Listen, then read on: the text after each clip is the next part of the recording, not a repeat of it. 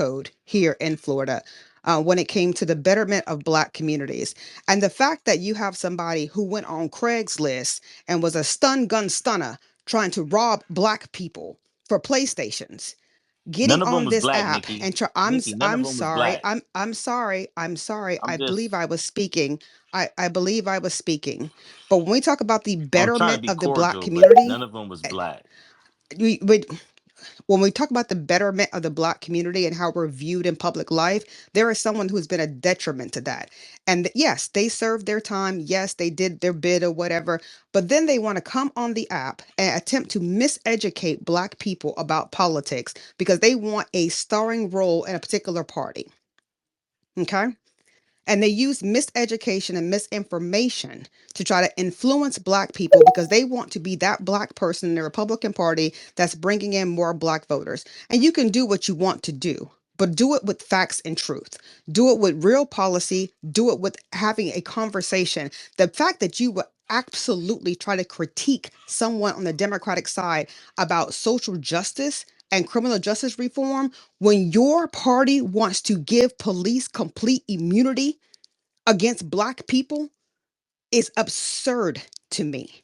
So before you get on this app and try to tell me what my platform is and what I'm supposed to stand for, check your shit first.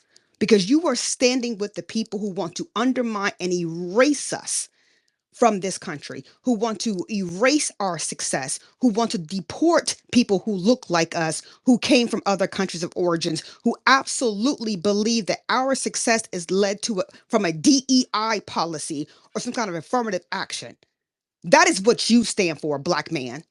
That you too do not believe that we can get it out the mud, that we need some kind of program or access to something to make it happen. So don't tell me about criminal justice reform. Don't tell me how you should be forgiven for what you did in California when you Isn't that ruined reform? your Isn't that a part of educational. it? Again, I am speaking. I need you to stay on your mic. Use some decorum. But do not tell me that I'm supposed to coddle you because you made a mistake and then are continuously making mistakes, hopping on the internet, misinforming Black people, and think that the rest of the Black community is supposed to stand by and let you do it. It's never going to What is the happen on my misinformation, watch. Nikki? So again, Where did I lie and again, tell us and to say that again, something wasn't a fact again, though? again, you do not get to dictate my platform as a Black woman organizing the Democratic Party. The only opportunity where you get to dictate platforms is where you lie your loyalties to, Do I and get that a is in the chance to Republican criticize it? Party. Keep, I'm not trying to keep my dictate, but can I name, criticize it? keep, oh my God, I need you to stay on your mute. Use some decorum, self control. Keep my name out your mouth. We are not the same. You are a Republican. Get over there and figure out what you can do for Black people amongst those white folks who hate us. You And think I'll all white land people there. hate Thank you, us? Kendra. Oh no, you're welcome. Definitely. Look, Hope you have a good night. yeah, you have a good night. Like I said, nobody came on here trying to teach nobody nothing. We were talking about specific policies that time, and you jumped in with the ad hominems. You know exactly what that is. Personal attacks. That's it. That's what I'm talking about. I'm not talking about Trump. I'm not talking about Republicans. I'm talking about how you feel about guys who have been to prison. You already lied and said that my victims was black. That's a lie. You're doing that to try to somehow try to tarnish my standing in the black community or whatever you're trying to do. That's a lie. If you did as much research as you claim to have done, you'd realize that that's a lie.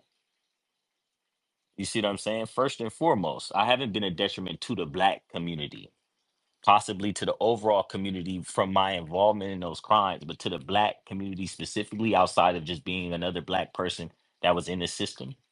No, I haven't been a detriment. In fact, wasn't I went to trial. The jury found I wasn't even present at the scene of the crime. You haven't even did the research of the case, but you're using it to try to misalign me on something that had nothing to do with my case. It had nothing to do with my case, Nikki. Now, I will say this, maybe, and I don't even have to do this. But you're arguing things that you've been through with other people on this app with me. I'm not that type of dude. I'm not that type of FBA person, and I'm not that type of Republican. You see what I'm saying? We could have a regular conversation, but for you to be a Democrat, and yes, it was majority Democrats who are the reasons that we have some of these things out here in California. We do have good Democrats. I'm not somebody who thinks all the Democrats are bad, like you think all the Republicans are bad. That's the biggest problem that we have, I guess, or I have with you. You think we're all bad. I think we do deserve choice. Period. We need a choice of our how we think politically. You know what I'm saying? And nobody's trying to come up here and compare themselves to you. I didn't even know who you was until I got on there. So this is not a pissing contest I'm trying to have with you, but for you to be a Democrat and to represent that party in Florida where they do have a problem with some of those Republicans out there, I don't like a lot of those Republicans out there anyway. So you don't even know me like that. But you just see the criminal record, and that's my biggest problem with you is you see the criminal record, and that's all you see. And you're supposed to be for justice reform, and I would hate to see a young black person come in front of you in your leadership position and see how you treat them. Because I truly feel that's how you feel about all of us. And I don't know if you can do anything or say anything to change it, because the way you came up here right now definitely didn't show me anything that you feel any type of way. And it's not about coddling, it's about discernment. Not everybody on here is Mark Carter. Bless his heart. But not everybody on here, Nikki, is Mark Carter. Not everybody on here is fucking Ron DeSantis, man. So like relax. And that's all I gotta say about it. I said what I said. Good luck to you. You'll need it. And that's the last time I'm gonna say something. You keep my name out your mouth. And we can go like that.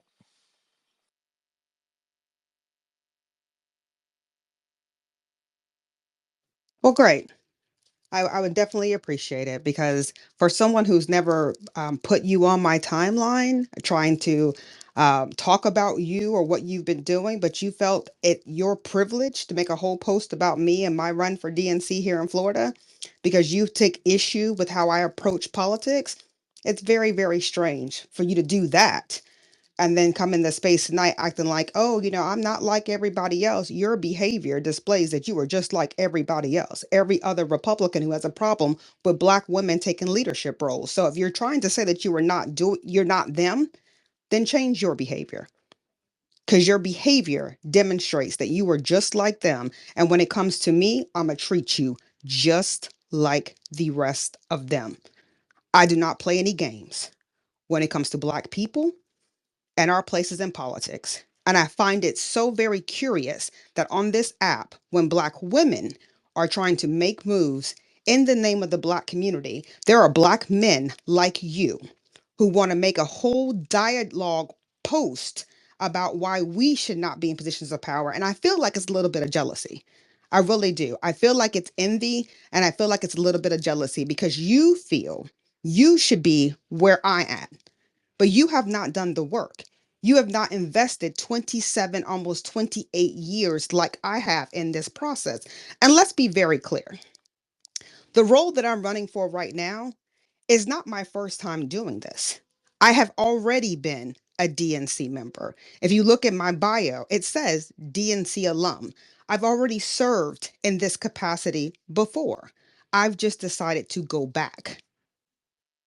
So if you guys did your research and knew more about me and my advocacy before you opened your mouth, you would understand this is not my first rodeo. And the fact that there were 7, 8 spaces about me, and you guys all piled in into the speaker box, running your campaign of grievances about how Nikki hurt your feelings. Wham! Go outside. Go outside and do the work you talk about in these spaces because obviously I do. Obviously, I've been outside. Obviously, I've been doing this work. Obviously, that's the reason why right now there are 55 people. People come in to listen.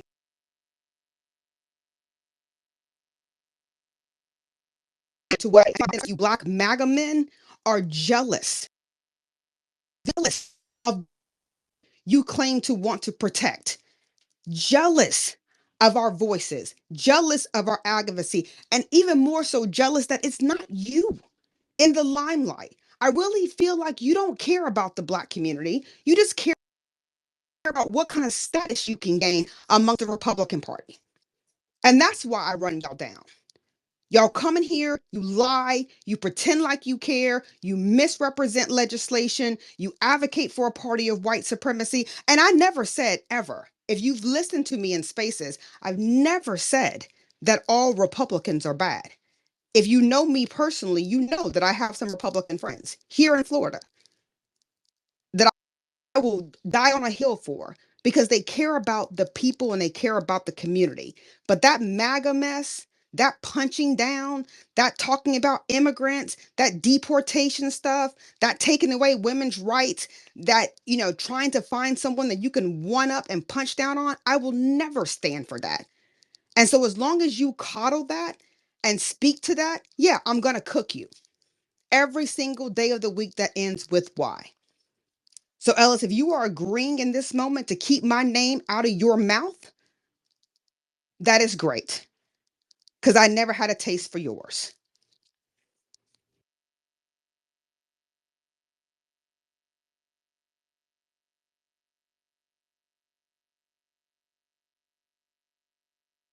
All right, well that clears it up. Like I said what I had to say, and shit, that's the end of it. Good luck to you, Nikki.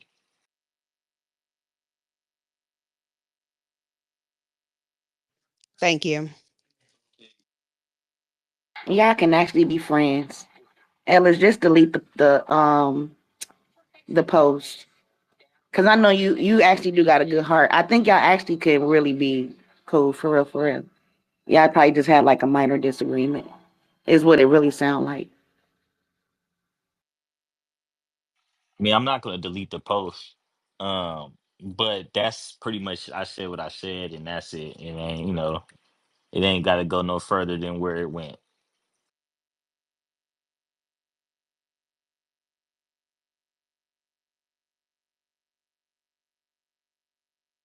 Hey Nikki, what made you want to get back into the DNC seat?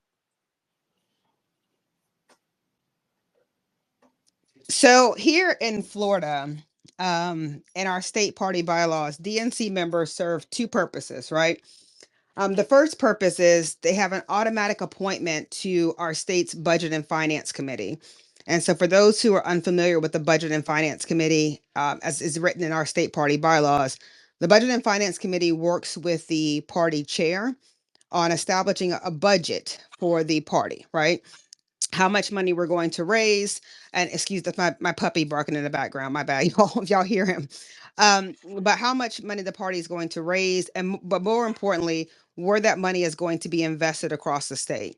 And what I saw in the last two election cycles is not enough money being invested in, some of our minority communities. It's Florida.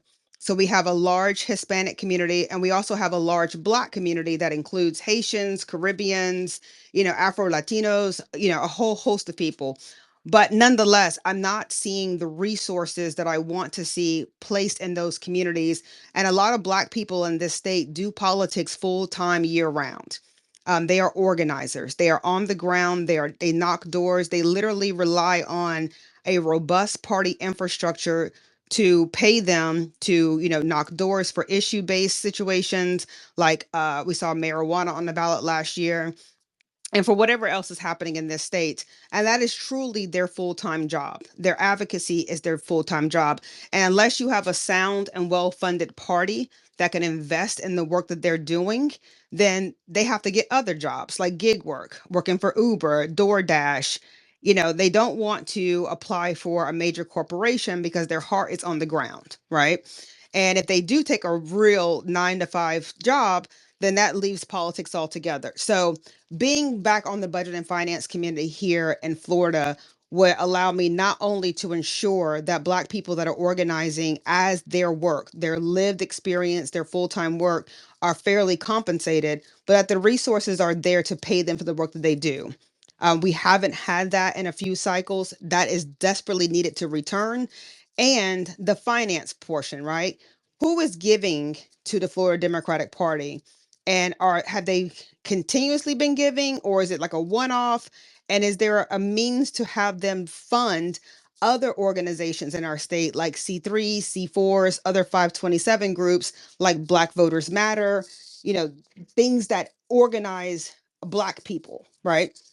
And so I want to be back at the table having that conversation, helping whoever becomes the new chair of our party, draft that budget and ensure that money is there to fund the things we need to do on the ground to ensure voter turnout and that we have appropriate representation. The second reason why I decided to run and get back on the DNC is because I feel like the National Party is playing in our face here in Florida. I was here on the Obama campaign. That's when I came to Florida in 2007. And, those presidential cycles, Florida was receiving $100 million, $200 million, to put this money on the ground to organize Black communities, especially with Obama.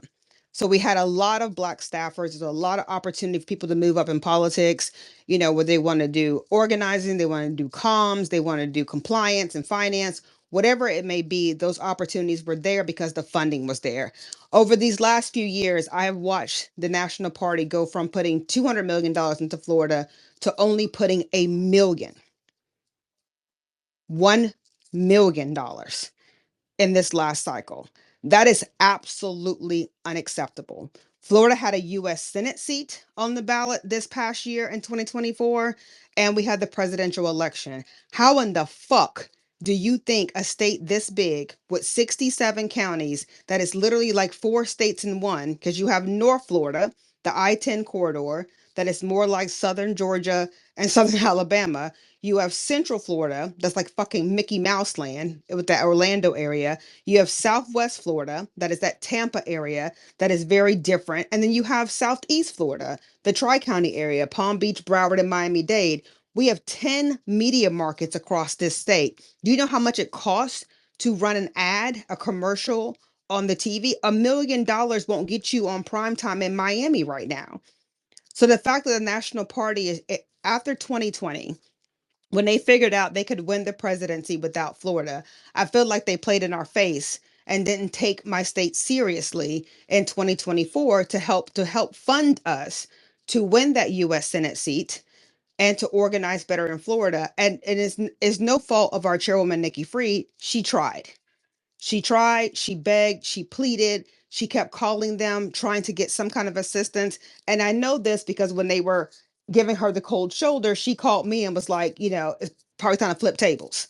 We got to do something or we're not going to make it across the finish line.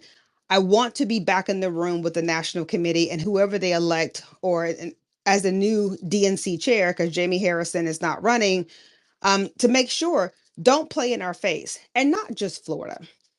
For those that are in this room right now and you live in the South, so whether it's North Carolina, South Carolina, Tennessee, Kentucky, Georgia, Alabama, Mississippi, Louisiana, Texas, Florida, Arkansas, the southern states, the Southern Coalition, they keep playing with us. And the South is where majority of Black people live. And there's opportunity in the South. Hakeem Jeffries could be speaker right now if they actually paid attention to the South, where Black people live, where we organize, where we are struggling to make ends meet, and made the appropriate investment in Southern states to shrink those, majority or build a majority amongst them. Right now, House Republicans have a very slim minority in the House. Very slim. We could have had a Speaker Jeffries had they put money into the South, where Black people live in the South, in those congressional districts. But they continue to write us off and feel like it's easier to try to flip a white seat in New York or Ohio or Pennsylvania, where there's white candidates running, where we have Black communities down here in the South, and we could pick with the same number of constituents, but the odds are more in our favor, and they will not invest. So I was nice the last time I was in this role. Let's build relationships together. Let's do all the things. But this time, under another Trump administration, I am not going to be nice. I'm going to flip tables. You're going to invest in Black people. You guys are spending $70 to $80 per vote in these white districts, and you will not spend more than $5 or $7 in Black districts. And when you look at that math, and this is where I get from, okay? The amount of money the candidates have, right? You take the amount of money the candidates have from their Democrat side, the amount of money the candidate had on the Republican side, and how many voters turn out. So you add that money together, add the voters together, and divide the money by the voters. And then you look, you'll see they will spend 70 to 80 on a vote in white districts, but will spend $7 on a vote in Black districts. That has to stop. If you're going to be the party that talks about equality and equity and making sure that everybody's equally invested and represented, then we have to be equally invested in financially. And so I want to go back to the National Party, have these conversations. Look, I'm gonna try to be nice. I'm gonna try to be nice. But when I hear things like, oh, we got to focus on working class voters, oh, we got to focus on rural voters, all that is telling me is that you want to spend more money in white communities and not rectify and learn from your wrongs about not investing in Black people. Do you know how hard it is right now for me to find someone that's Black that can do comms? Do you know how hard it is right now for me to find someone that is Black that can be a compliance officer on a campaign, that can watch the money and make sure that we're meeting both state and federal laws? Do you know how hard it is to find a digital media director or a social media director for a campaign that is Black? And why is it hard to do that right now? Because the investments have not been there. And that has to stop. And it has to stop now. Because we're getting ready to go through season 2 of this orange orangutan in the damn White House, and they coming out guns blazing. He already says that he has, over 100 executive orders they plan to drop next week. We don't know what that's going to look like. But one thing we do know for certain is that when he wants to create power for those who supported him, the benefits are not going to come to us. So I decided last Friday, let me go ahead and file my paperwork here in the state of Florida and run to represent Florida once again on the national stage with the DNC. And so here we are, A.M.K. I'm running elections in 1 week. It's next Saturday in Orlando. So I've been making calls all week to the voters that vote here in this state, having conversations with them from our state executive committee. I don't know how many are going to be showing up in Orlando. I honestly don't even know, what the total vote count's going to be just yet. I just figured in my head I need 250 people in my state party that's part of leadership to vote for me, and I can make it out in round 1 and represent Florida again on the DNC.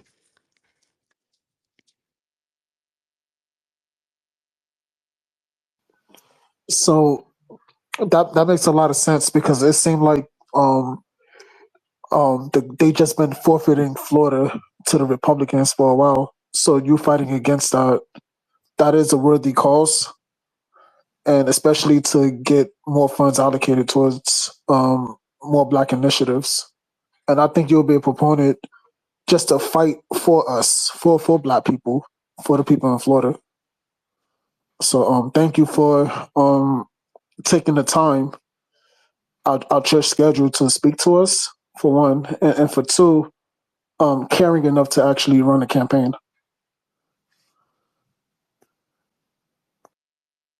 So let me share one more thing, and I think it's Um, important to state this. And for those, I see some folks from Florida in here. Your Black electeds are tired. They're tired. In Florida, we have, even with the minute amount of resources we've had in this state, the Black electeds have maintained their seats for the most part. The legislators here in Florida, the lawmakers, most of our Black seats have sustained. The incumbents have won re-election. We've been, very impactful in making sure they make it back to Tallahassee. Our quote unquote Hispanic districts and our white districts are the ones that are suffering the most. And as I talk to my friends that are in the legislature, that are state senators and state house reps, they are tired. They are tired of fighting against DeSantis. They are tired of being the minority. They are tired. And although, putting in more organizing dollars in their districts would help them build a larger bench underneath them in local politics, and it will bleed over into their neighboring districts, it's a lot of work. It's a lot of work, and they are very, very tired. And to be abandoned by your national party, um, it's hurtful. It really is. And they will never say it. Continue to put their suits on, you know, put on their heels, uh, get in front of the cameras, talk about the issues, and continue to fight.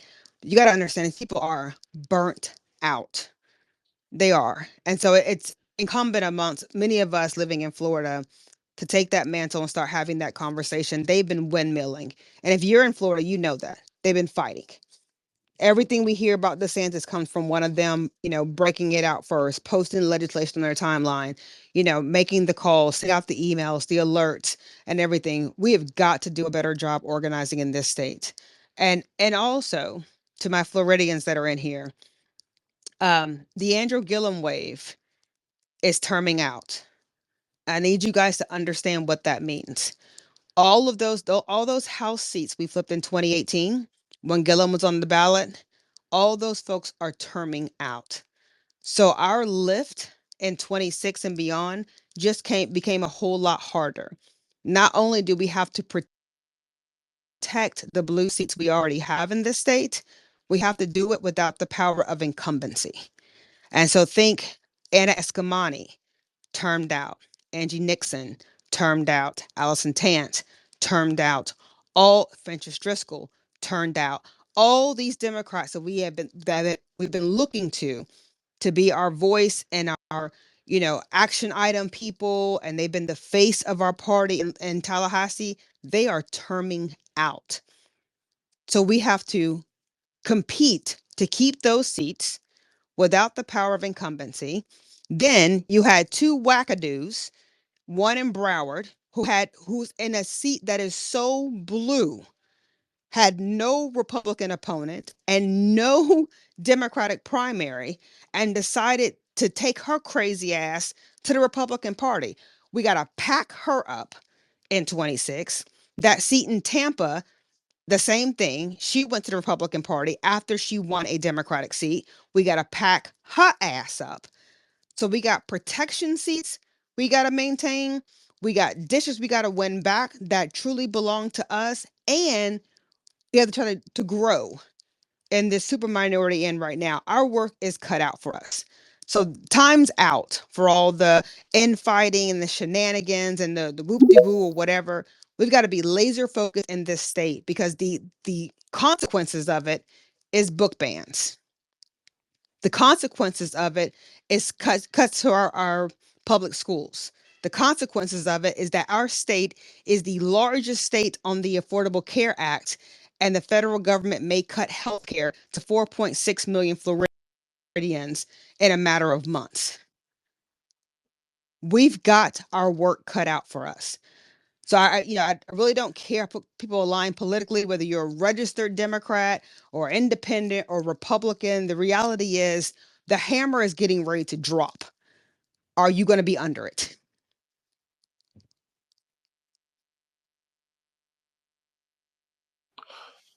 Nikki, so I know this has been impromptu in a sense.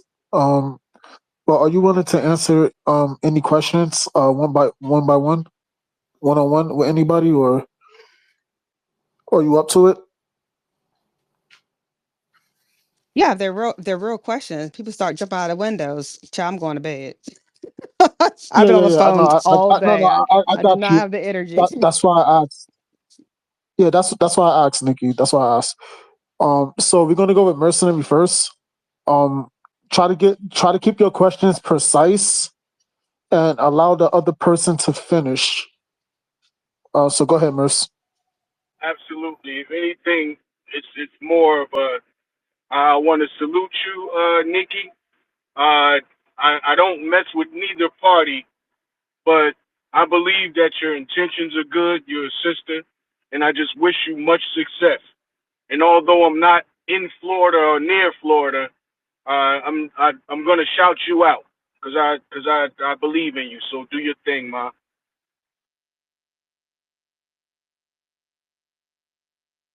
Thank you, Mercenary. I appreciate that.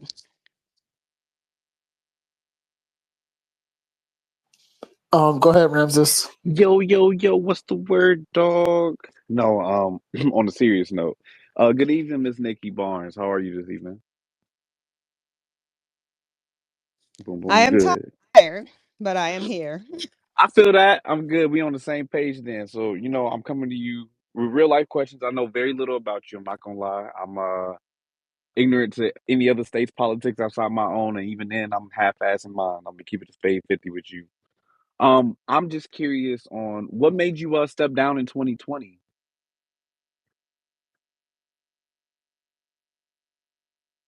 from the DNC. Um, so interesting story. I did not step down. I pissed too many people off. So I did Okay, run for reelection in 2021, and I there was a saw. I was subset reading. of of my state party that had decided that I was too loud, too aggressive, um, was very mean to them. And they felt that more of a leftist progressive wing would be a better representation for Florida. And there were some other shenanigans behind the scenes with, somebody's vote, handing somebody's login. It was a mess. Nonetheless, I was not reelected in 2021 to the DNC from Florida, which was fine. I'm a person that says, okay, if you guys decide you want to go in this direction with this leadership and our state party, then I wish you guys all the best of success and luck. But just remember that the fundraising goals, are set for the quarter. And there are things like small county coalition grants that have to be funded and all of those things. And the reason why we're in some of this mess now is the people that they decided to elect in 2021 did not meet the task. They have not raised money. They have been more focused on, going to these meetings in DC and all across the country with the DNC for photo ops to meet, politicians or whatever, and, post that on the Facebook and make themselves feel important and popular. But when it came down to protecting Florida and doing that work, hey, knock it off. Um, that wasn't in their wheelhouse. So our state right now is in a pretty interesting situation where those folks, of course, are running for reelection. They have put their name all together on a slate, hoping that they could, win back their seats together. But I strongly believe that they're not the right people to advocate for where we are at this point in time in Florida. And they've proven that over the last 4 years. You had the comfiest opportunity to do right by people here in Florida under the Biden administration. You didn't have a bunch of windmilling or drama or whatever. It was policy that you could talk about, going into communities and educating, and you guys decided that it was better to just do photo ops. Now we're back under a second Trump administration. So it's time for real voices, and I guess sometimes the mean people to step back in and fight these battles because the mean people live in communities that are going to be mostly impacted before it impacts their communities. So that's why I'm running again. What are your projections on your victory? What do you think your projections are, if you have like an idea based on everything you got, all the information you got? Child, you got an 8 ball over there?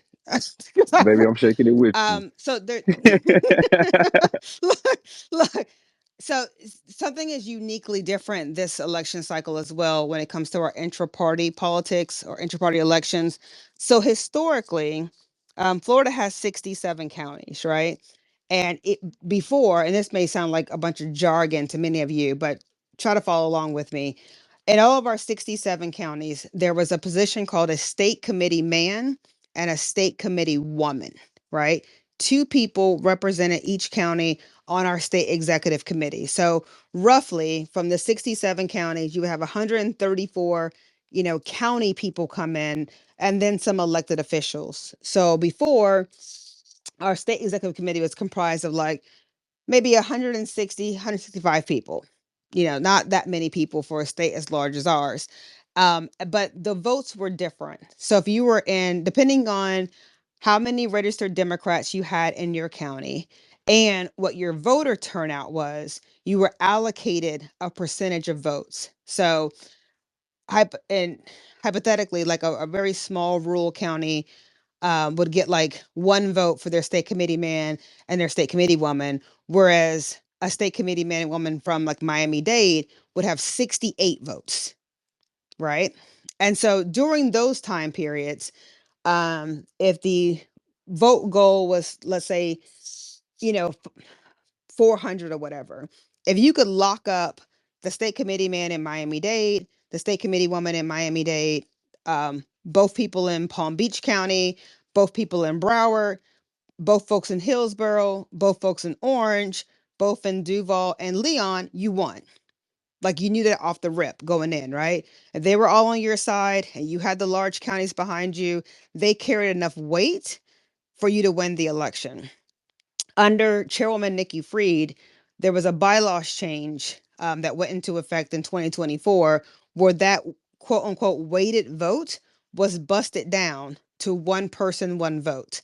So now, instead of our state committee having, 160 people with this weighted vote structure, we are now at 400 and some odd people with one person carrying one vote. So what I've been doing all this week is calling through this state executive committee list, because where you would have had two people representing Miami-Dade, now there are 38 people representing Miami-Dade. And some of them are playing it close to the chest. I've been able to reach them, have a conversation, but they'll say like, I'm looking at all the candidates and trying to make my decision. I'll know, of course, by next Saturday who I'm voting for, but thank you for calling me, kind of that thing. And I'm used to that. I've been in politics for a very long time. So I have an idea of what my win number needs to be to win next Saturday. I have obviously friends all across the state that are part of this state executive committee that are helping me, whip votes in a sense, right? Conflicts they know in their own county, trying to add to my tally. I think that I am getting close right now. I was doing a tally count today, and I got to meet with my team tomorrow to see if there are any more confirmed yeses. I feel good about where I am right now in the vote count. But again, you never know. Somebody could go in there, child, and promise everybody cookies, and then they'll lose their damn minds. So I'm gonna go into this fighting, obviously. And honey, I got my outfit ready. Yes, Got had a the flats. girl coming in cute. No, all flats, The no girl. heels. No, no, no. I'm coming in heels. I am known to be the heel lady who comes in there, and that's another thing.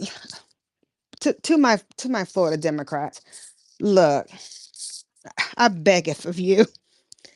Can y'all stop showing up to the meetings looking homeless? Can we look like we about the business at least for the meetings? I mean, we were on a call with the chairwoman and somebody said, "Is there a dress code for the meeting?" And they's like, "No, we're Democrats. Come as you want Ooh, to. I'd rather you that not. I'd rather you not that come. gets into my next I'd rather question, right? So that gets into my if you." that's fine. If that's fine with everybody, I just got a string of questions I want to ask her. I'm curious about this shit. Yeah, one more question, and then we're gonna move on to Roger Mike. that. All right. So with the past election, and I'm gonna be honest, as a regular human being that lives and works and does normal stuff, the Democratic Party left a bad taste in a lot of people's mouth. So how do you plan? How what was your plan to like fix that framework in people's minds about the Democratic Party, especially after this election?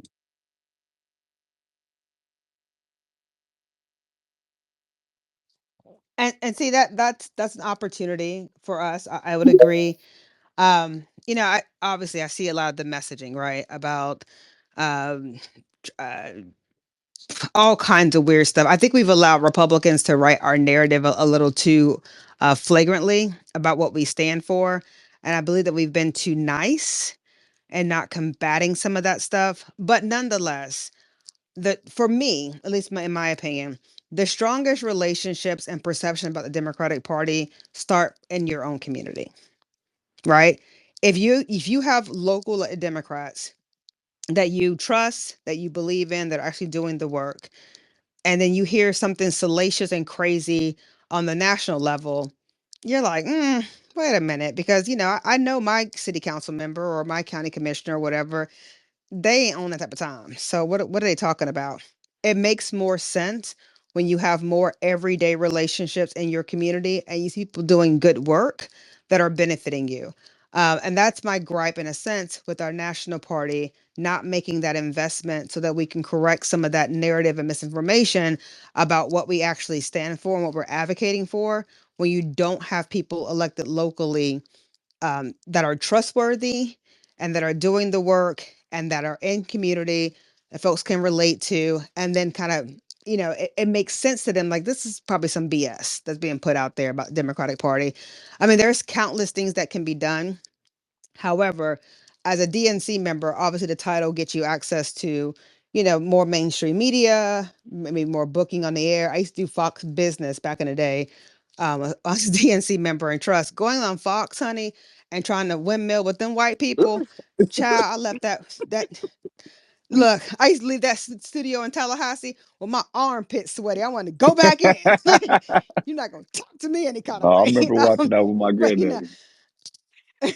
but I did Fox Business because I am a business owner and I wanted to talk about, the business perspective of the Democratic Party, and that we are, many of us are business owners. We are pro business. Like, that was the narrative back then.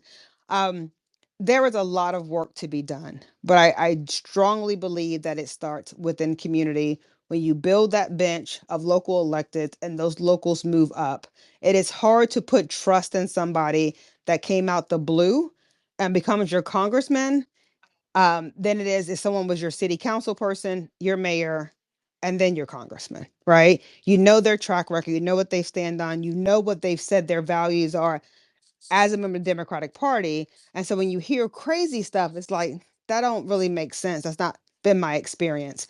I think more folks need to have an experience with Democratic majorities and Democrats in leadership. So when they hear this salacious stuff that puts a bad taste in their mouth, they can say, that hasn't been my experience. That just sounds crazy.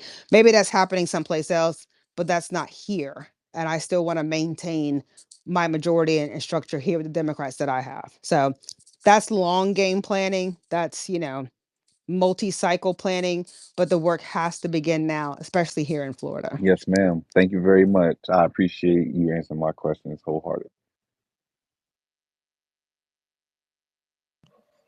Oh, go ahead, Mike. Thank you so much for the opportunity to come to the stage.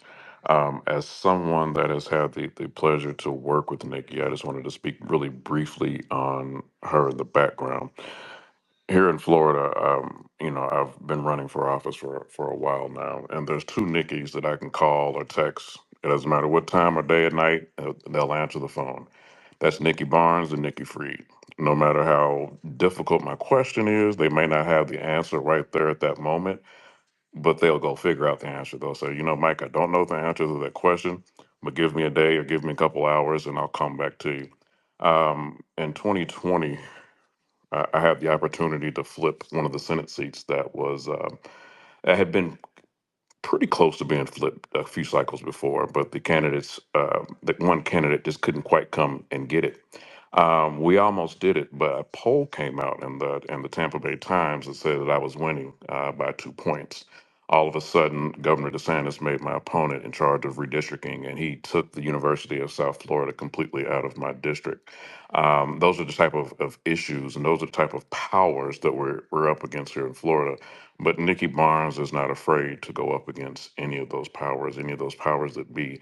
And she's very genuine. One of the problems, and Nikki can tell you, that we have here in Florida is the gatekeeping, the gatekeepers. They don't really care about your average day to day Floridian. They don't care about the candidates either. And they damn sure don't care about building a bench. All they care about is hobnobbing up there in Tallahassee and going across the country, running up to DC and getting their their photo I've taken with Maxwell Frost or whoever the flavor of the day is. Nikki's not about that. You know, she's about making, first of all, she's about her local community, which she lives up there in that what I call that North Florida, which is really like South Georgia kind of corridor.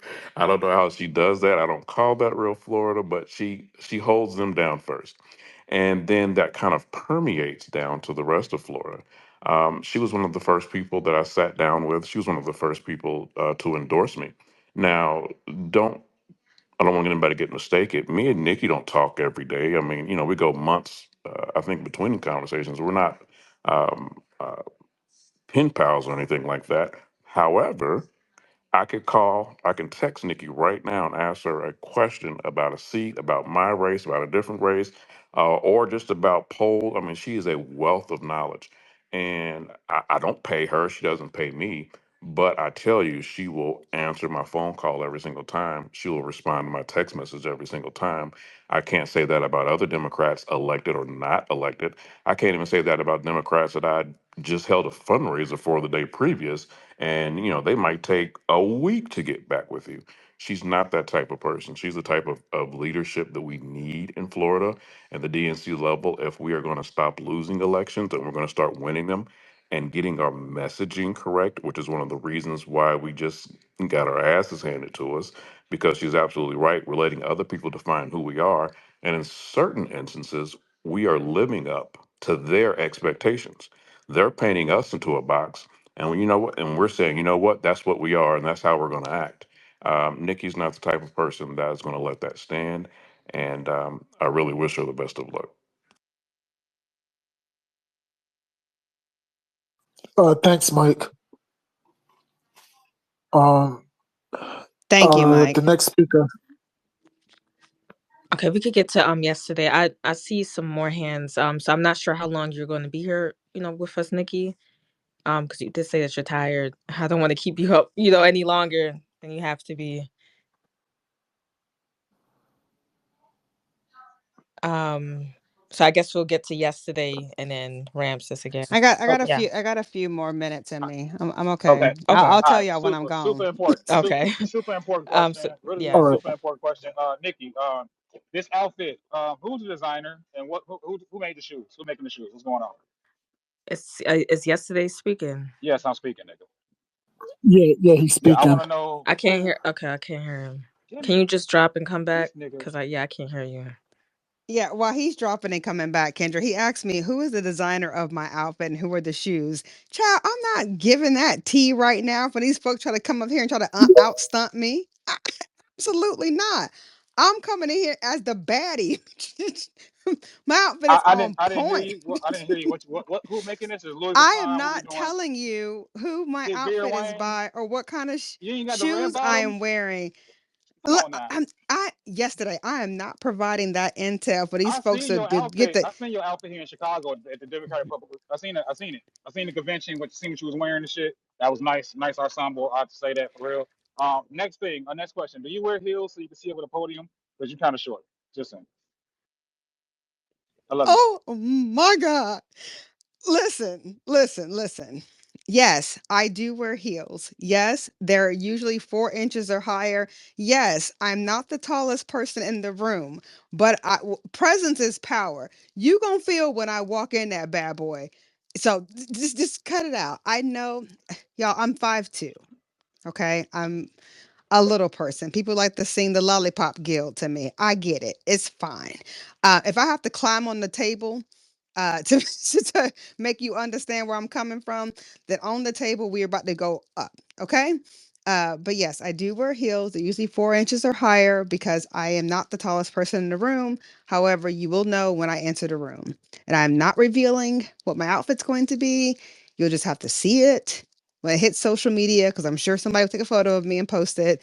And it is what it is. But So yeah, one more thing, Nikki. Why does the Orlando Sentinel still hate you?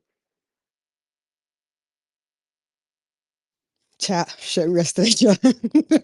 No, I think we have a better relationship now. I think we do. Um, things have changed in this state. Uh, Democrats don't hold the power that we used to have, and I think they're now feeling the burn because DeSantis threaten their money if they ran any paid ads for the weed amendment or the abortion amendment that was on our ballot here in 24. So I think that they are looking to forge new relationships and have better conversations. So I think we're in a good place with the Orlando people.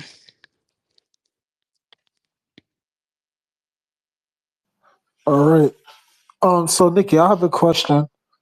So you mentioned that you feel like the the the Democrats, they let the Republicans run too much of a narrative on Democratic policies. They ran too much of a narrative, and y'all want to take more control of it. So how do you plan to counteract their messaging versus what your true messaging is, or what you want it to be for the future? I have some ideas, and I'm not trying to be sketchy, but I don't want to delve No, into honestly, you those. don't want to Yeah, tip off the hand. Yeah. right. I don't want to delve into those so much right now. But I, for Democrats that are in this room right now, that be on the timeline and see the salacious stuff, our reaction to their stuff builds the power behind their message, right?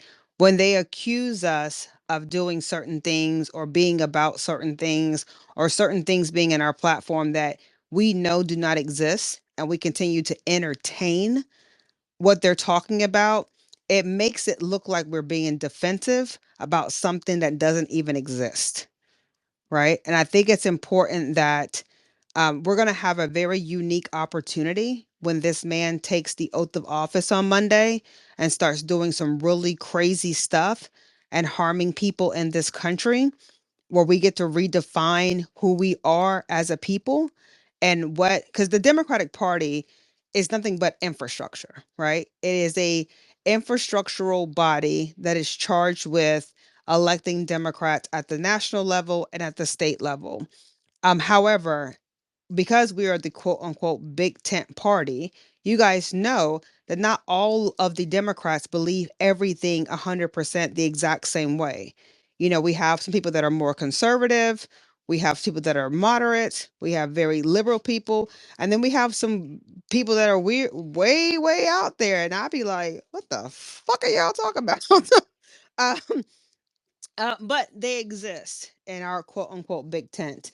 And so as we're watching what starts to happen, cut it out, starts to happen over these next few months or whatever, it's super important to understand where your power is going to lie.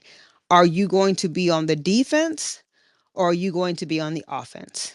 And I think we have an opportunity to go on the offense to talk about what it means to people in this country when you give us the majority in the midterms, and start to hammer that for the next, 18 months or whatever, and make sure, regardless of what state you live in, that the candidates are hammering that as well on a type of narrative that's like, this would not be happening if you would still have this if.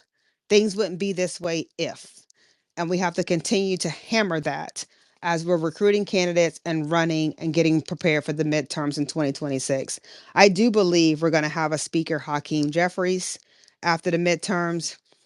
Senate's still going to be close. We may not take the Senate back, but we're setting ourselves up for the long game, right? And that should be our focus. Create incremental wins, try to build more majorities at your local level, the cities and the counties, because that's going to be your wall of defense from this administration. But continue to tell people, if you give us the majority, here is what you can expect. And right now we need this one seat, these two seats or whatever, and start, in a sense, no pun intended, but building a wall against the harms of this administration. So I'll keep it there. But A.M.K, we do have some plans in place. I just don't want to, y'all be having Republicans in here. Yeah. There was one in No, here no, no. earlier. I understand. No, no, I understand. I wasn't trying to trick you up or anything like that. I was just, it came into my mind as you were speaking. So, hold on, I'm gonna let up a speaker.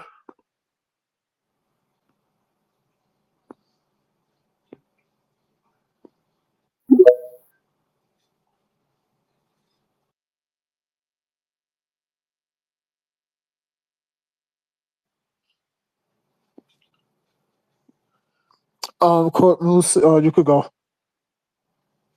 Hey, Nikki, thank you for that because that's spot on. I was just having this conversation with my sister about this and how we're so awful at messaging. I mean, you figure it is ridiculous that I'm still talking to people that think that their stimmy checks came from Trump and all this other nonsense. We have got to get on top of messaging much better and messaging at all times. So, thank you for that inspiration.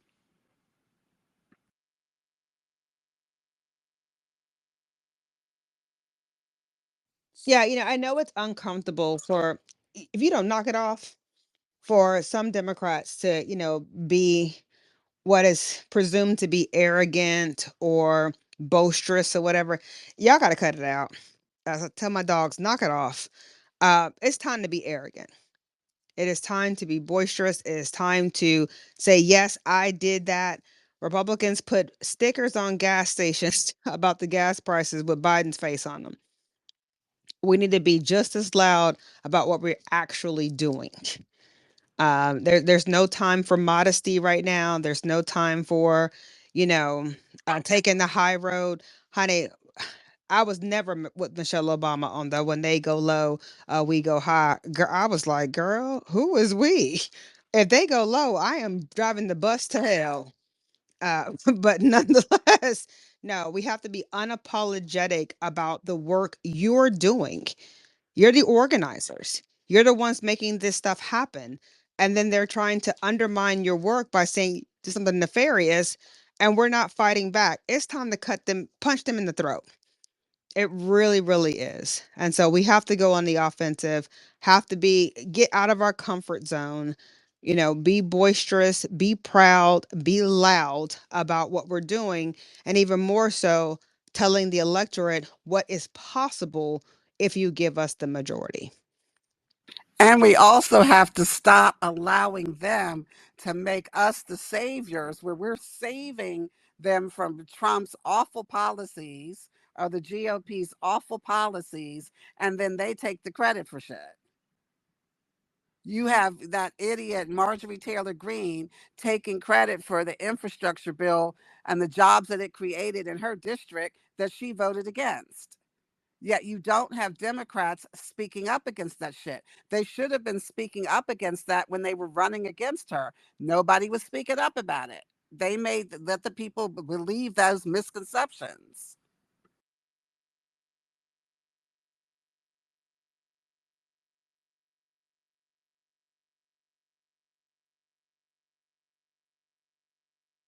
Yeah, I agree.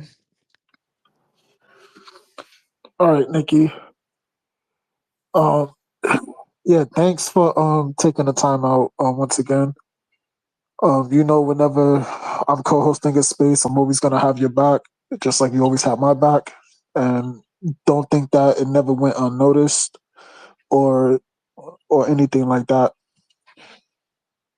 So, when it comes to Florida, they have a large immigrant population down there. So with the new administration coming into play, they talking some big boy, badass shit, quote unquote. They trying to hold raids and everything like that. So how do we educate black people to not get swept up in investigations and stuff? Because me personally, I'm trying to educate people on the functions of ICE in a sense, right? They just don't go and pick up illegal immigrants. They hold investigations, and with a lot of these sanctuary cities, um, they're going to be in urban areas, which is it has black people in there. So when they conducting their investigations, I worry that some of our people is going to get swept up into those investigations. So is there a concern on that level in the state of Florida? Yeah, absolutely. I was having this conversation today with one of my friends down in Miami. Um, you know, I, This is a difficult time. We're gonna have to watch and see what this administration does, but I am severely concerned about, if they do, in a sense, start targeting people based on the color of their skin or how they, proclaim their accent sound. Because in Miami, you have people who have been in Miami their entire life, and they're not immigrants in that respect, right? Maybe their grandparents were immigrants or great grandparents, but because of the culture of the community, they still sound like they're from maybe another country because they grew up amongst people who are from that area, and that's how everyone just sounds in that neighborhood. It's the accent of the neighborhood, right? And the fact that they could be targeted and their lives could be ruined by being, locked up, detained, put in newspapers about immigration status. They could lose their employment, lose their homes, and they don't even have anything to do with what's happening. Terrifies me. It absolutely does. And that's the thing that I was talking about to one of my friends who is of Jamaican descent, who lives in Miami. And it was his grandparents who came from Jamaica to Miami. But he still sounds like, and he's 40 years old, but he still has a very strong Jamaican accent because he grew up around Jamaicans. And the fact that he could potentially be targeted as an, illegal immigrant or whatever they're calling people these days, just because of the way he sounds and the way that he looks, terrifies me. It absolutely does. Thankfully, we have a lot of lawyers in the Miami, Broward, Palm Beach area that have been prepping and are prepared for this. And there will be some resources that are launched, numbers to call, people to reach out to. These attorneys are volunteering pro bono to protect the community. So whether they are, quote unquote American citizens or people that are in our country who have contributed to community, just trying to have a better life.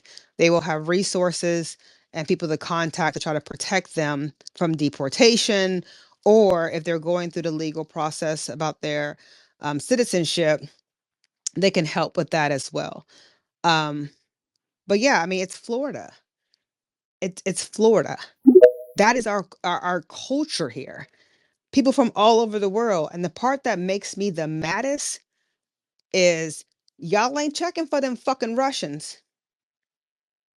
Ain't nobody looking at them white immigrants. You only want to target those from the Caribbean, from Central America, the people that are black and the brown. Those Russians, there is a thing called birthing tourism in Miami. If you've never heard of it, Google it. Where there are certain venues in Florida where these Russian women and these other women from, majority white countries can come to the United States later in their pregnancy, give birth to a child on US soil, and so they can have that American citizenship, and they get those passports, and then they go back to their country, and then maybe the child will come back, but they're doing it intentionally to create access for their children here in this country. And nobody's talking about that. And that is an industry. They pay a lot of Yes, money. A lot of The the Chinese do a that lot of too. the Asians do that Yes, the as well Chinese are doing that a lot in in San Francisco. California. The Chinese are doing that too. And then also, Oh, sorry for cutting you off, Nikki. Wait, yeah, hold sorry. on. She ain't finished her submission. I apologize, Nikki. Yeah, sorry. Oh, go ahead. But the other thing I wanted No, to no say that problem. So that people better realize too, all these people, all these black folks, all these foundational black Americans thinking that it can't be us. Remember Dred Scott, and remember the 14th Amendment was what gave us our birthright citizenship. And so, what's to say that if they try to overturn the 14th Amendment, they won't say that if you're a descendant of African slaves, you're not an American citizen any longer? There's a reason that they're looking at the 14th Amendment. Look at the history of it. So stop just thinking it's going to be black and brown immigrants. It could be us too.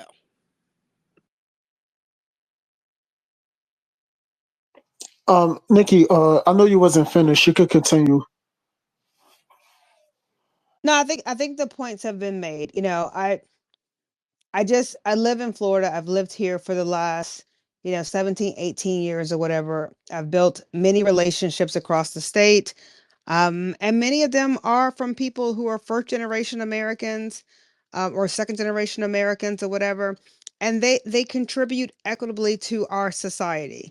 They provide service, they provide culture, they provide food, all the things that we think about, we talk about communities. And I'm concerned. I know we've planned for it. Don't get me wrong. I know we planned for it.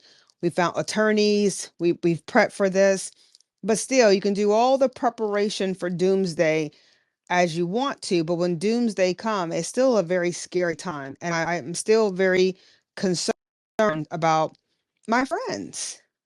I mean, these are people that I know that, I've hung out with and I've met their mothers and their abuelas and, who have welcomed me into their homes and we've had good conversations and we've talked business strategy and electoral stuff and politics and policy and, in all those conversations, they've wanted the same thing for their kids that I've wanted for mine.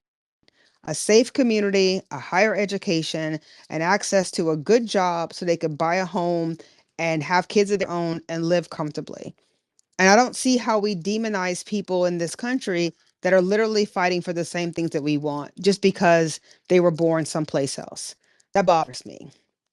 But we've prepared as best we can. We'll see what, landmines get thrown our way and we'll address them as they come.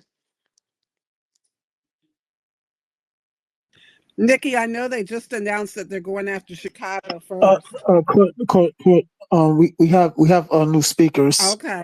so I want to get. Oh, yeah, I I want to just get wanted to to them. ask her about that. Yeah, I just want to get to this new speaker. So and then after that we can keep it rolling. Scorpio, are you there? Hey, good evening. That was a butt mic because I didn't even think I pushed the button. But good evening, everybody.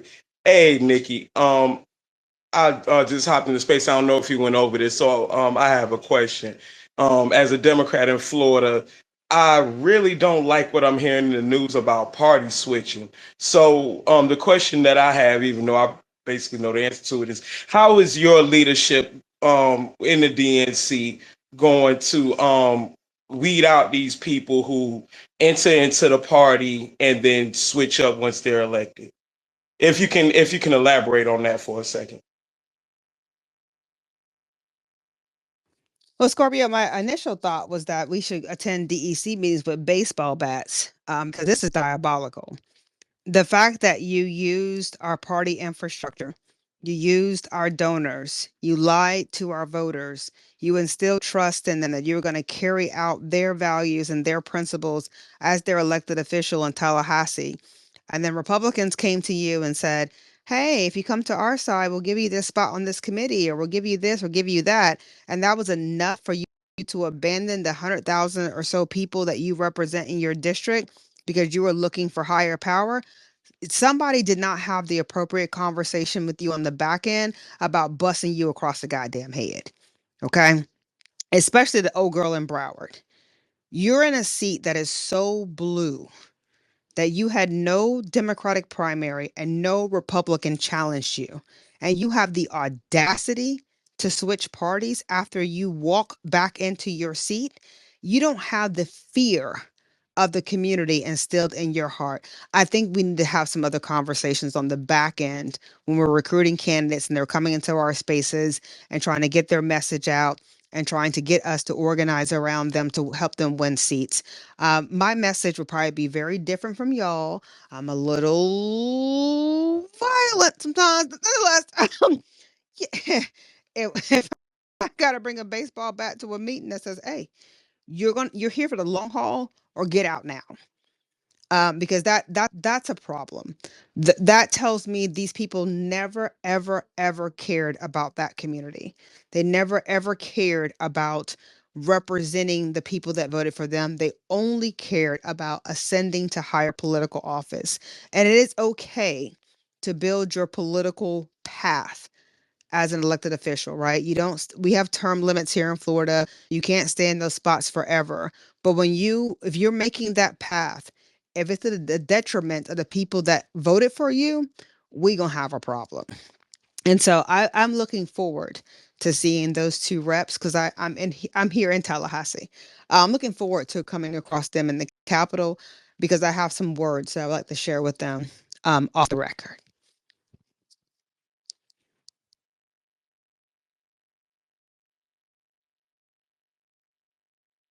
Well, thank you, Nikki. I appreciate that. Appreciate your fight that you have put up during the past election and how you continue to fight. I think the Democrats need baseball bats. We need baseball bats. We need hammers. This beating our swords into plowshares when we're getting nukes dropped on us is not the way I think that the people in the party want to go. And you have my 100% support in running for DNC in Florida. Thank you so much for your leadership. Thank you, Scorpio.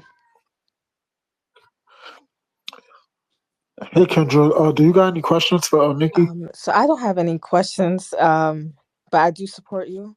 I'll just say that, but I don't have any questions. It is getting late, so I'm not going to keep this open for too much longer.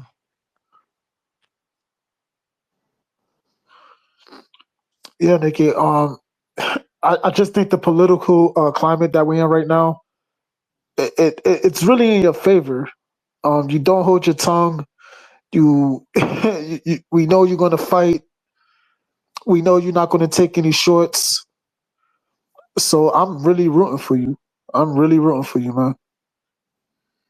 Do you feel like taking another speaker, or do you want to, you want to call it a day?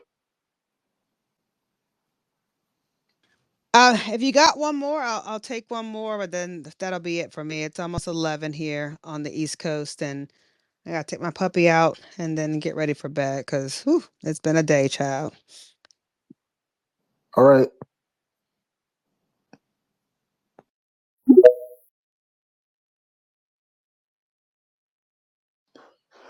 That Negro, go ahead.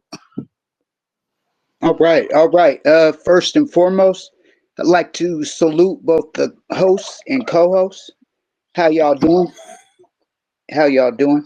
Uh, Peace, power, and American Negro reparations to the room, specifically for the descendants of the people group emancipated from United States sanctioned chattel slavery between the years 1863, or emancipated from the United States between the years 1863 and 1865.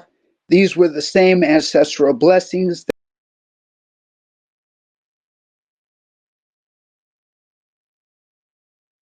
Okay, so we're gonna let Court Eustace go ahead, and she'll be the last person. Hey, Nikki, I was just going to ask you about. We're concerned here in New York because of this Eric Adams mess. And it looks like he's going to be letting them come up in here and try to round up people. And I also know that in Chicago, they're saying that, he's going to start there first. So if you had any thoughts about that and how we should be in New York handling this idiot. And thank you for speaking about these people switching party. I think that they should have to return every penny that they were ever given for their campaign as well when they do that. Yeah, I don't disagree with that. And they need to return their donations, but the way the infrastructure works with campaign contributions, most of that stuff is gone. However, I would like Act Blue, who is our partner in this process of fundraising, once they do this, to immediately snatch their data and don't give them access to what they had when it comes to donors through the Act Blue network. That belongs to Democrats. And that is Democrats putting their money where their mouth is. And I don't think they should have access to that any longer when they announced the switch. So I think that needs to be updated in Act Blue's terms and conditions that they immediately lose access to that data. Nonetheless, honestly, I don't live in New York or or Illinois, and so, but obviously I'm concerned. right? I know Eric Adams won that mayoral seat through a very heavily contested primary, and he came out the victor. And there have been some things that he's spoken about that I have agreed with him on, and there's some things that I have disagreed with him on. However, if I had the opportunity to sit down and speak with him, I would remind him that you ran for mayor of New York City to represent what is New York City. And that what makes that city what it is the community that's there. And that community, in some cases, is largely made up of immigrants, first generation, second generation immigrants. They are the lifeline of that structure. I've been there in New York for the Puerto Rican Day Parade. I had an aunt that lived in the Bronx. We spent the summers with her every year for 2 weeks. I spent summers in Queensboro when I was younger, and so I love New York City and everything that it exposes you to as a Black person living in the South. When you go to a major city like that, when you don't have infrastructure like subways, you don't have those, big tall buildings like you see in New York, you don't have the people in the corner that are, you know, ex- allow you to experience new culture and new food. That is everything that makes that city what it is and makes it desirable for tourism and the economy that it's established. So I hope that Eric Adams remembers where he lives, remembers the people that make that community what it is, and does not succumb to white supremacy trying to wipe it out because he is the mayor. And the same thing with Chicago. And they have a new mayor out there. I watched some of the forums for that election as well. And I know that with my governor, Ron DeSantis, and the governor of Texas over their Hot Wheels, busing and flying in migrants from our states to these other states, it did put a burden on the state economies, where um, their appropriations to deal with immigration and everything else. And here is the thing. One thing that I did not hear enough of from Democrats, and I want us to be very clear about this moving forward. In the South, you have these quote unquote border states, right? Texas, even Florida, Arizona, New Mexico. And because the border is right there, and because people cross the border seeking refuge or amnesty, the federal government, when they're doing their appropriations process, appropriates funding to these states to deal with immigration. And when we watch Governor Abbott and Governor DeSantis, fly, bus, drive, whatever, these, refugee seekers or migrants or immigrants to Chicago and New York, they did not send the money that the federal government appropriated to them to deal with immigration to New York. They kept the money in their state, but sent the migrants to other states. And for me, there was not enough pushback about, okay, if you don't want to deal with the problem in the South, that's fine. That's cool. But run me the money you got. Because if you look at our state budgets, Texas state budget, Florida state budget, the only thing that makes our budget whole or creates a surplus is the money we receive from the federal government. And a large portion of that money is the money to deal with immigration. We're not California down here in the South. We don't have one of the highest GDPs in the damn land, right? We don't have all these entertainment industries and all the things that are building a robust economy. And we have no state income tax, so we're literally living off of or functioning off of property taxes and sales taxes and tourism. And the federal government supplements our state budgets tremendously, including the money to deal with immigration. So I found it extremely disrespectful that these governors put the burden of immigration on other governors who are not in the border area, who did not receive the resources the federal government deal with immigration. And when they sent the people up there, they didn't send the money.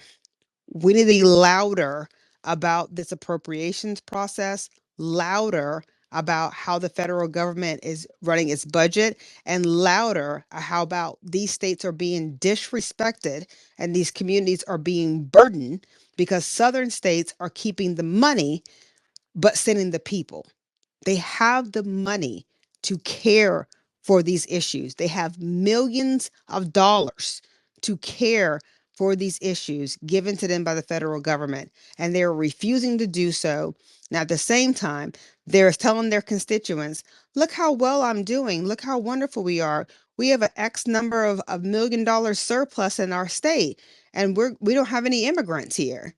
That's because you're passing the buck but keeping the funds. And something has to change in our federal government about the appropriations process that says, if you do this, we're going to cut your water.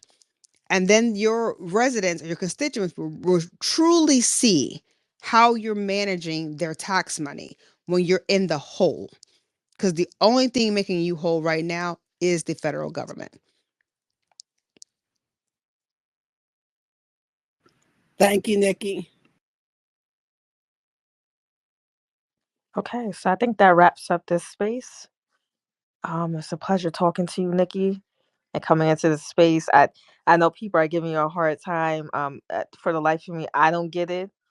I mean, North is coming up, so I think he probably will be the last person if you still want to talk to him. But yeah, I don't understand why people are coming for you. It's just it doesn't make any sense to me at all. I don't even want to mention names, but I just feel like you have the qualities and uh, the background, right? Like you just have everything. y- I don't know. I don't know how to even explain it, but I'll just get to North. I'll get to North. But Oh yeah, no, I agree with I you. didn't have a statement yet. I'm vibing. Yeah, you can skip me. Well, I'm about to close out, so I don't.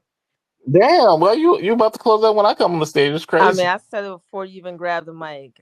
Yeah, we've been up here for like 3 hours, North. How long? We've been up here for about 3 hours, So what right? y'all been talking about? 2, 3 hours. Why everybody coming for A Nikki little bit Barnes? of everything. She's been getting a lot of flack on Well, her we just been side for talking some about. reason. A lot of people on this side has been giving her flack, and I really don't. I don't get it. I just don't get it. I think she's like the best It's person colorism. for that she Colorism. has the qualities for it. This position. I don't. It doesn't make any sense to me. I'm gonna be controversial since you're about to close, and then like nobody can come at me. Uh, People like pick me's on this side of the Twitter. So if you're not a pick me, they gonna you know they're gonna be Nikki's kind of authoritative, and she's opinionated. So she's not a pick me type. So unless you're a pick me, they gonna go after you. That's what it is. I mean, it could be that. It just seemed like a lot of hurt It it, feelings, it to be honest does. with you. You No, got but cursed they out don't in want this. women to have opinions. Like if you're a woman and you have an opinion, then they're gonna go after you. They believe that you should just be serving the feet of men. So she's not a pick me. So like that's why they don't really like her. That's the real reason. She's not going to coddle their feelings Yeah, to make them feel more of a man, yeah, quote exactly. Yeah. unquote. I get what you're saying. Yeah, But I've shared this story yeah, that's she before, right. and I'll share it briefly again right now. My grandfather, who I adored and to this day love dearly and miss him tremendously. There are days that I'm dealing with something or coming across something, and I wish I could pick up the phone and call him because he was so instrumental in my life, in this work, and my advocacy because he was a civil rights activist in Louisiana and Texas and the South, organizing Black folks to vote, to fight for our rights, to gain access to, schools. He was there for integration, like all those things. Those were the conversations that I heard at the dinner table when I was a young girl. My mother was a teenage mother.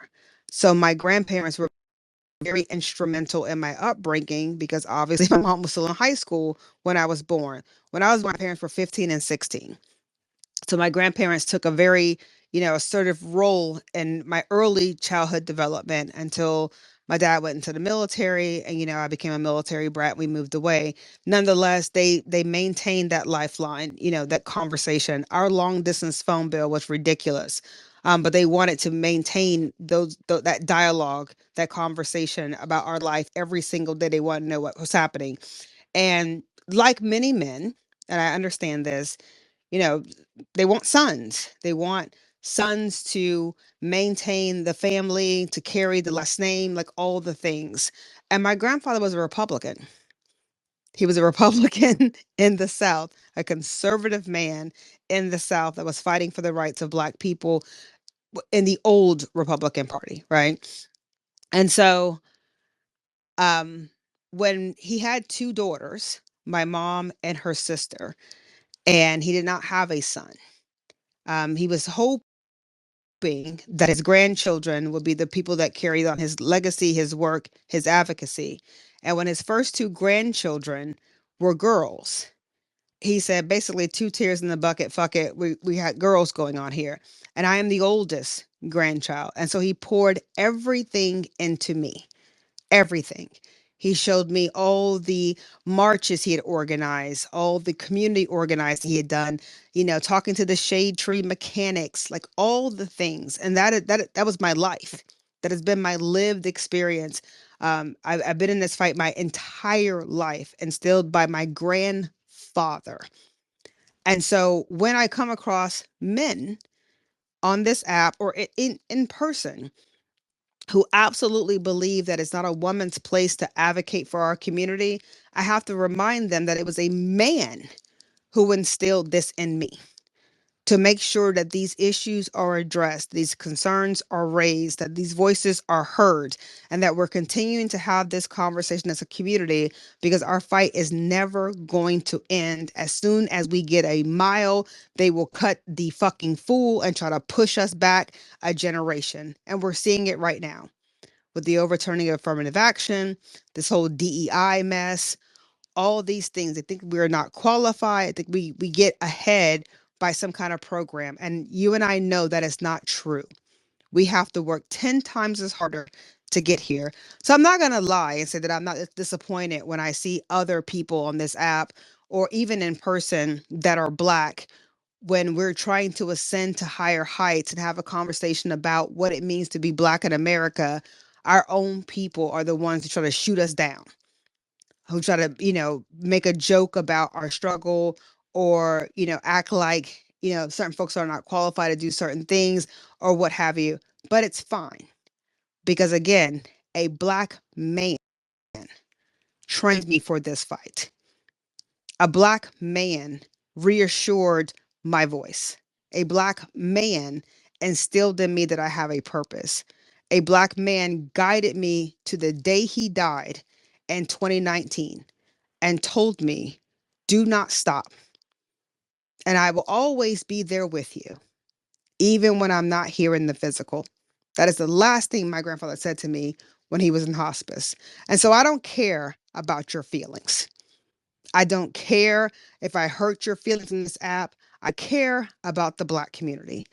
And if you're miseducating or lying or trying to create advocacy that I know it will harm us in the long run, yes, I'm going to run you down. And I'm going to be unapologetic about it, because a Black man told me that was my purpose in this life, to secure his legacy, his advocacy, what he has done for Black people in Texas and Louisiana and across this state, across this country, that it was not going to die just because he did not have a son. And so if you take issue with that, call Jesus and see if he puts you on the phone with my granddaddy. And y'all can go ahead and tussle that out. But as long as I All breathe right, air Nikki. on Thank you, this baby. earth, I'm going to uphold what that man taught me. And I don't care who feelings it hurts. Them your feelings. Get over it. And thank you, Kendra, again for the space tonight. I appreciate it. You gave me goosebumps, Nikki. Thank you.